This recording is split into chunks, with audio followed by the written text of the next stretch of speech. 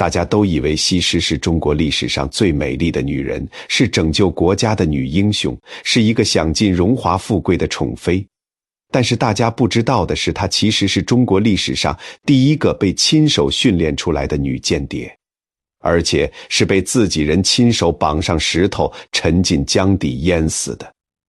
她帮越国灭了吴国，立了天大的功劳，结果不但没有好日子过，反而落得个死无全尸的下场。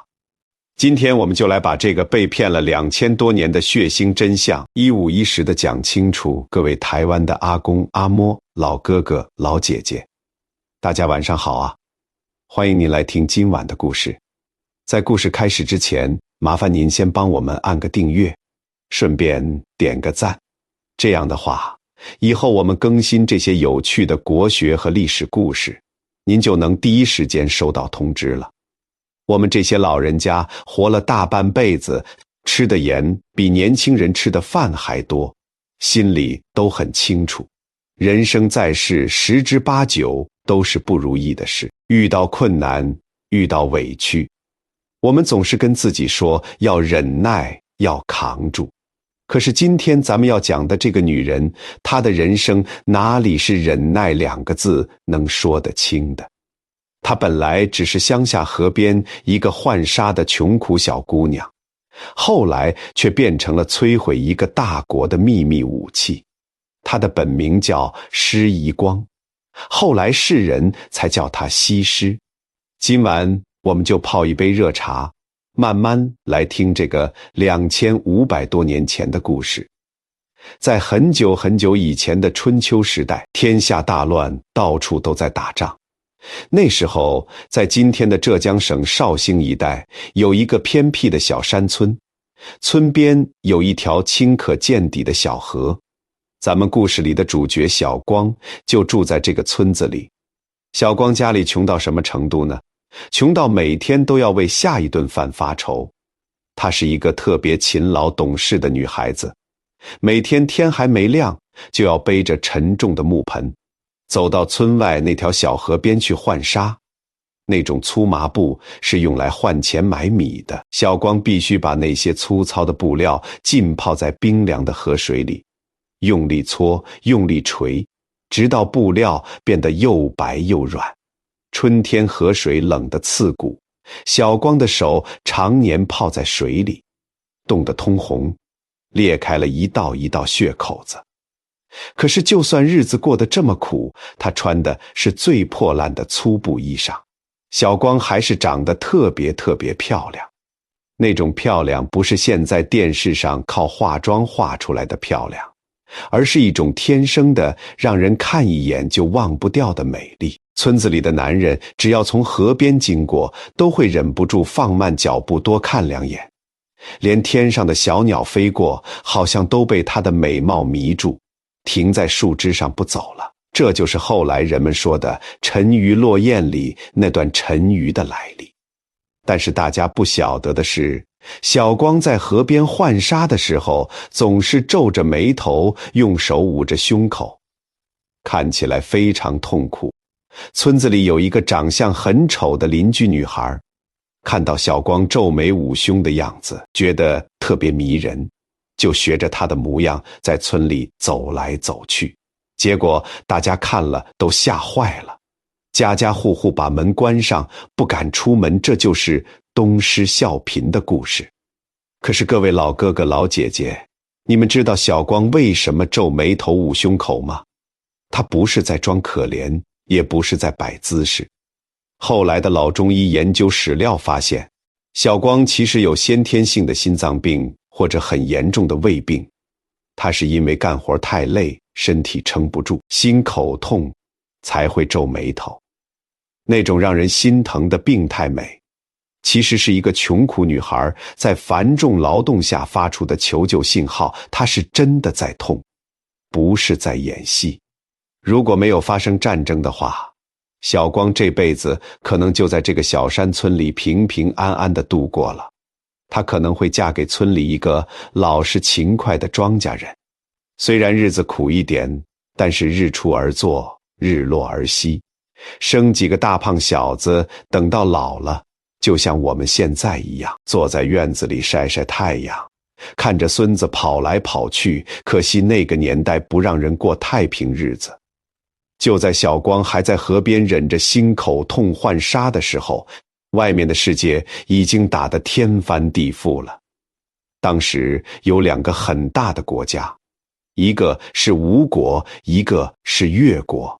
这2个国家是死对头，不是你死就是我活。吴国的大王夫差带着千军万马，把越国打得落花流水，越国的军队几乎死光了。越王勾践也被包围在一座荒山上，没吃没喝。为了活命，保住自己的国家，勾践做了一个非常不要脸的决定，他投降了，而且是毫无尊严的投降。他带着自己的老婆，像奴隶一样跟着夫差回到吴国的京城。在吴国那3年时间，勾践住的是又黑又潮湿的石头房子，穿的是最破的衣服，每天要帮夫差喂马、驾车，甚至还要去扫马粪。有一次夫差生病，勾践为了表忠心，竟然去尝夫差的粪便，用味道来判断病情，这在当时简直不是人干的事。夫差看他这么卑微，觉得这个人已经完全没有骨气了，就像一条听话的狗一样，就把他放回了越国。但是夫差大错特错了，他放回去的不是一条狗，而是一条被仇恨喂养长大的毒蛇。勾践回到越国之后，每天睡觉不睡软床，而是睡在扎人的柴草上，还在房间里挂了一个苦胆，每天吃饭睡觉前都要舔一下那个苦味，提醒自己不要忘记在吴国受的屈辱，这就是卧薪尝胆的来由。可是越国太小了，人太少了，军队也打不过吴国，硬来根本报不了仇。这个时候，越国有一个非常聪明的军师叫范蠡，他想出了一个绝招。他跟勾践说，男人最怕的就是女人的温柔乡，我们要找全天下最美丽的女人，把她训练成一个完美的武器，送到夫差身边，让他迷惑夫差，消耗吴国的国力，从内部把吴国搞垮。于是范蠡带着很多金银财宝，走遍了越国大大小小的村庄，到处寻找最完美的女人。他不是在找普通的漂亮姑娘，他是在找一个能够背负国家命运的灵魂。当范蠡的马车停在小光浣纱的那条小河边时，他一眼就看中了小光。他看到小光眼睛里那种天生的忧郁，那种因为贫穷和病痛带来的痛苦眼神。范蠡觉得这种让人心疼的破碎感是任何高明的化妆都画不出来的，这是最能对付男人的致命武器。范蠡走到小光面前对他说，你是为了越国而生的。这句话对一个10几岁的乡下丫头来说实在太沉重了。小光根本不懂什么国家大事，不懂什么报仇雪恨，他只知道从那天起，他再也不用去洗那些冰冷刺骨的麻布了。但是他也很清楚，他再也回不去那个虽然很穷但是很温暖的家了。范蠡把小光还有村子里另外一个也很漂亮的女孩郑旦一起带走了。离开村子的那一天，小光回头看了一眼自己从小长大的那座山，心里有一种说不出的难过。他觉得自己的命已经不属于自己了，他就像一件被打包好的精美礼物，马上就要被送到最危险的老虎洞里去。在去训练营地的路上，范蠡对小光非常非常好，简直把她当成公主一样对待。这其实是范蠡非常厉害的心理战术，他要让这个乡下女孩信任他、依赖他，甚至爱上他。很多历史书和戏曲里都说范蠡和西施是一对真心相爱的恋人，但是我们冷静下来想一想就知道了，范蠡是一个心思非常深沉的政治家，他非常清楚自己要把这个美丽的女孩送到什么样的地方去。如果他真的爱小光，他怎么忍心把她送给别的男人？怎么忍心让他去执行那种随时可能掉脑袋的危险任务？范蠡用他的温柔和学问把小光骗得死死的。小光以为自己找到了一个可以依靠的男人，可事实上他只是范蠡手里的一颗棋子。小光为了报答范蠡的知遇之恩，为了能再回到范蠡身边，心甘情愿地接受了接下来残酷的训练。小光和郑旦被带到了深山里一个非常隐秘的训练营，那里没有青山绿水，只有冰冷无情的教官和永远上不完的课。他们要在这里进行整整3年的魔鬼训练，为了把一个乡下浣纱的女孩变成一个能迷倒吴王的高级间谍，教官对他们进行了非常严厉的改造。第一步是学走路。教官在小光头上放一碗水，在她的裙子下面挂上很多小铃铛。小光走路的时候必须走出非常迷人的姿态，但是头上的水一滴都不准洒出来。裙子下面的铃铛还要发出好听的有节奏的声音，走不好就要挨打。除了学走路，还要学跳舞，学弹琴，学画画，学怎么穿衣服打扮。更可怕的是，教官还要教他怎么看男人的脸色，大王高兴的时候该露出什么样的笑容，大王生气的时候该怎么哭才能让他心软，大王累了的时候该怎么去安慰他。这种训练其实就是在把小光变成一个没有自己感情的假人。以前他因为心口痛而皱眉头，那是真实的身体反应。现在教官要求他把这种痛苦变成一种表演，用来勾引男人。小光每天都在流眼泪，但教官连他流眼泪的姿势都要纠正。这3年里，小光原本那个淳朴善良的灵魂被一点一点地杀死了。他不再是小光了，他变成了一个名字叫西施的完美间谍。3年训练结束，越王勾践亲自来验收这2个女孩，他非常满意，觉得他们一定能搞垮吴国。于是到了秋天，越国派了一支庞大的车队，装着很多金银珠宝，带着西施和郑旦浩浩荡荡地向吴国的京城出发。马车走在路上，西施看着窗外，心里非常害怕。他知道一旦跨进吴国的大门，他的人生就是一场永远不能停下来的演戏。只要说错一句话，走错一步路，他就会死无葬身之地。当车队到达吴国京城的时候，那种繁华和气派把西施吓住了。吴国的城墙那么高，士兵那么多，越国怎么可能打得过这么强大的国家？西施和郑旦一起来到吴国的朝廷，夫差高高地坐在宝座上，看起来非常得意。当西施和郑旦走进大殿，跪在地上的时候，整个大殿的人都看呆了，他们从来没有见过这么美丽的女人。但是在这个时候，有一个非常不和谐的声音响了起来，那个人就是吴国的3朝元老，一个白发苍苍的老丞相伍子胥。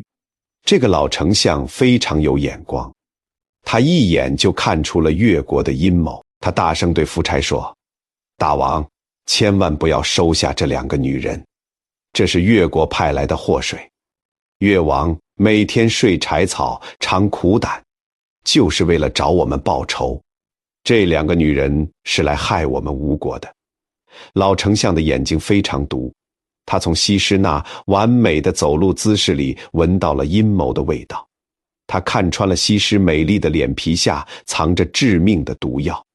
可是夫差那个时候太骄傲了，他觉得自己天下无敌，根本不把越国放在眼里。他笑着对老丞相说：你老了，胆子也变小了，越王现在只是我马圈里的一个奴隶，这2个柔弱的女人能把我们吴国怎么样？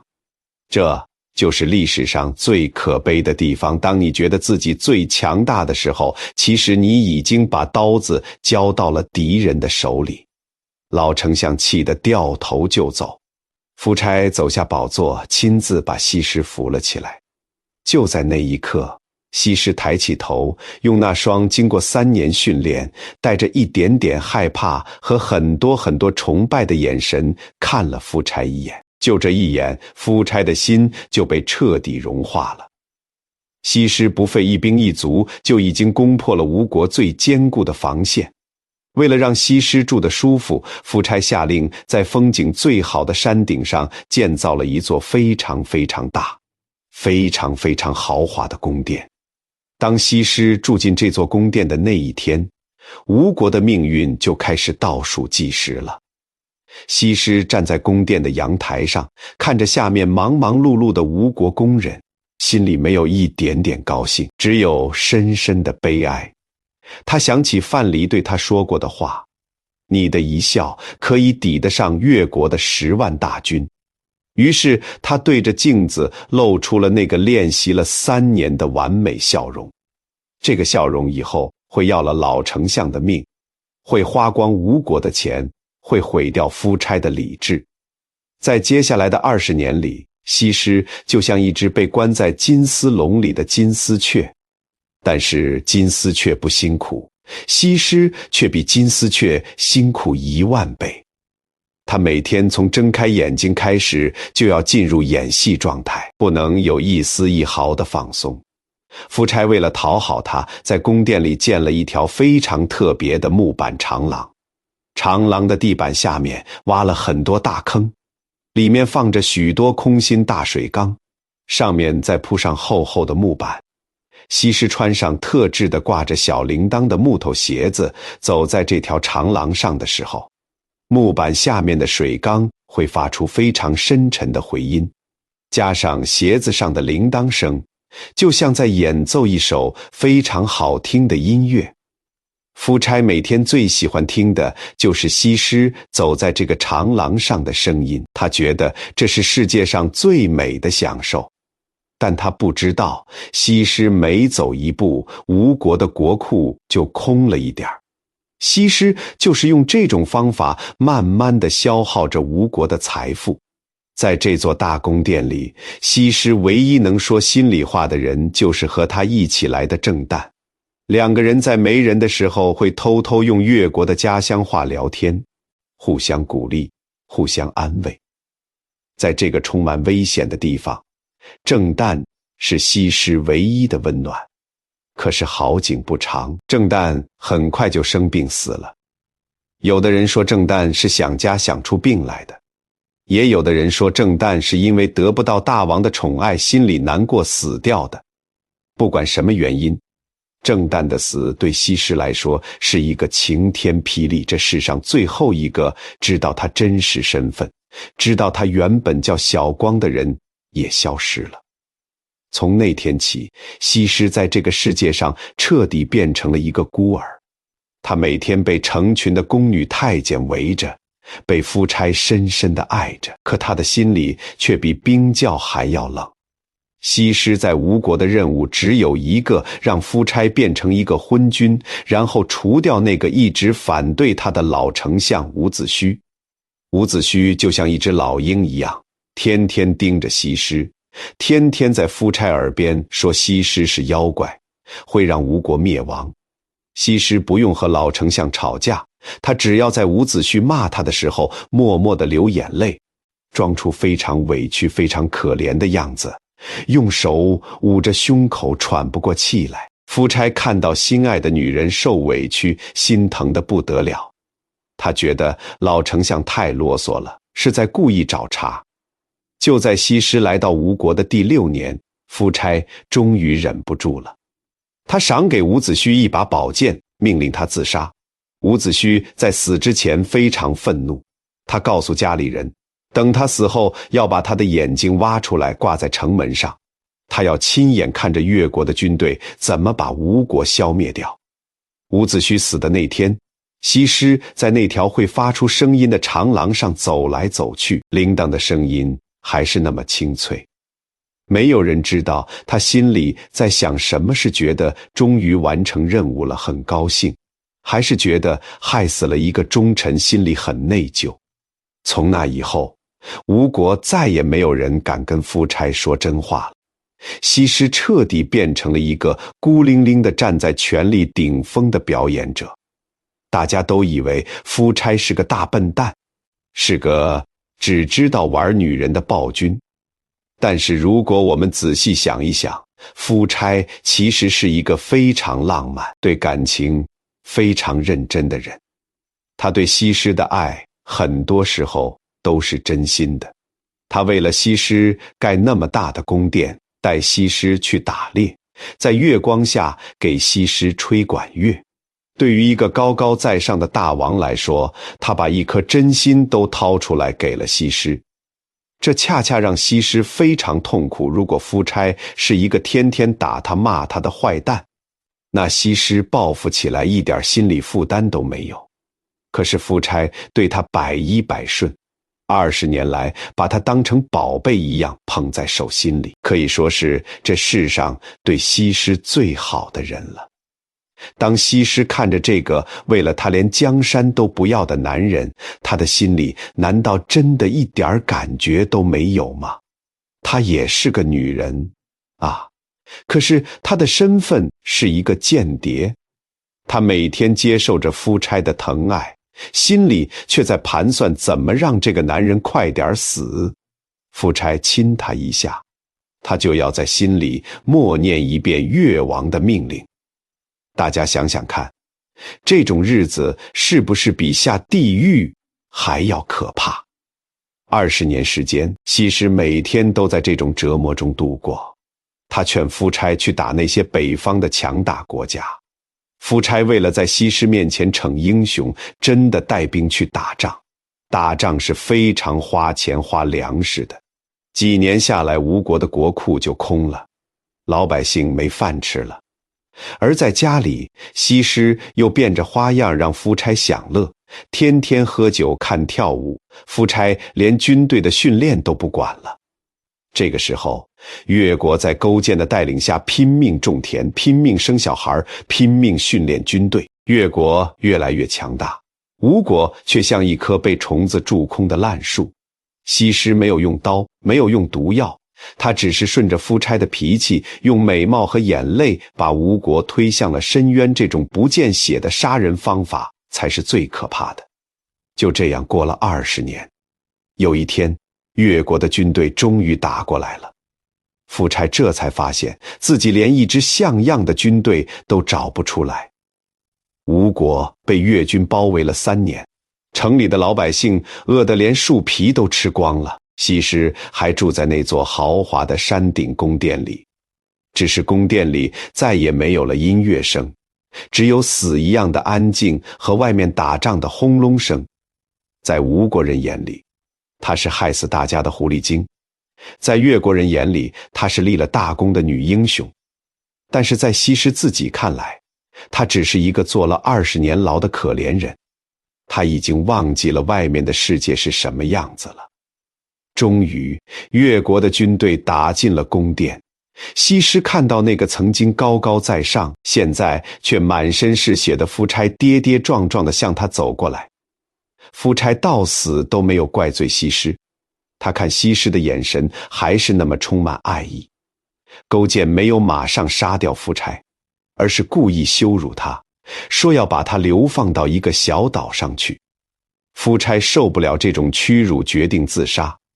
自杀之前，他叫人拿一块白布蒙住自己的脸，说他死后没有脸去见那个被他害死的伍子胥。直到最后一刻，夫差觉得对不起的还是他的大臣，而不是后悔爱上了西施。西施亲眼看着那个爱了他20年的男人在战火中倒下死去。按照常理，大仇得报，西施应该觉得很高兴才对。可是他一点都高兴不起来，心里空荡荡的，因为夫差一死，他这20年来扮演的宠妃角色就结束了，他那个越国间谍的任务也完成了。他不知道自己现在到底算是什么人。在这个被烧得通红的宫殿里，西施等来的不是家乡的亲人，而是当年那个把他送进火坑的范蠡。范蠡现在已经是越国最大的官了，非常威风。两个人面对面站着，中间隔着20年光阴和无数人的鲜血。很多民间的戏曲里都说，故事的最后，范蠡带着西施坐上一艘小船，跑到太湖上当神仙眷侣去了。这其实都是后来的人看西施太可怜，故意编出来安慰自己的谎话。各位老哥哥老姐姐，我们用常理推断一下就知道了。范蠡是个非常精明的政治家，他心里最清楚西施虽然立了大功，但她也太漂亮了。如果留在勾践身边，说不定勾践也会变成像夫差一样的昏君。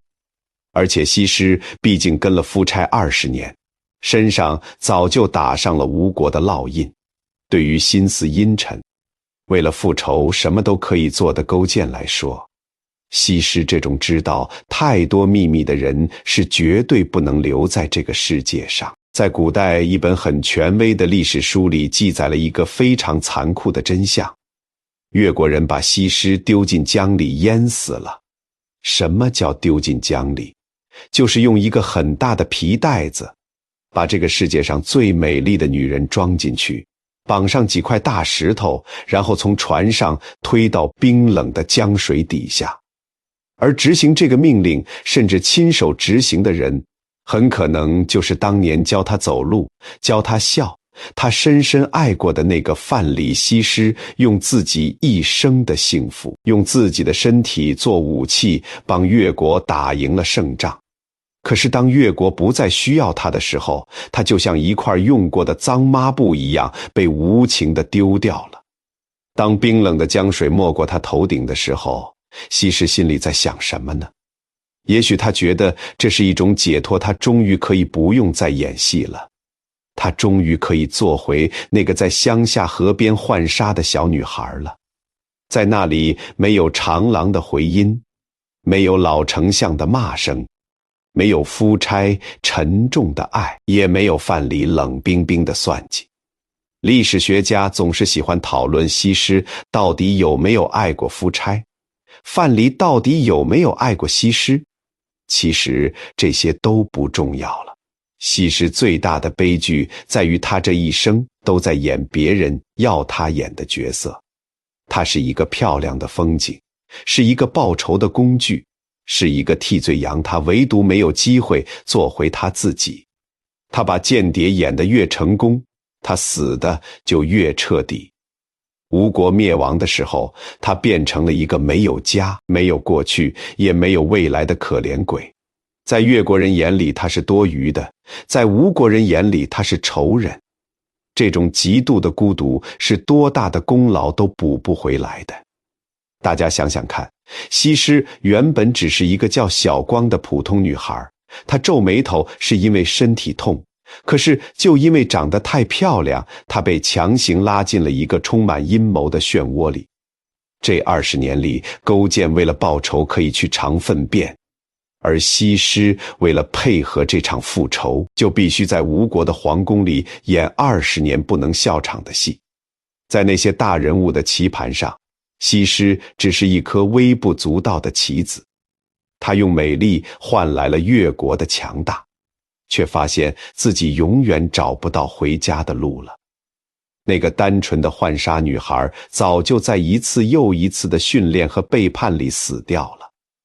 历史总是喜欢赞美那些伟大的战争和复仇，很少有人去关心在一个黑漆漆的夜晚被装在袋子里沉入江底的西施心里有多么害怕和绝望。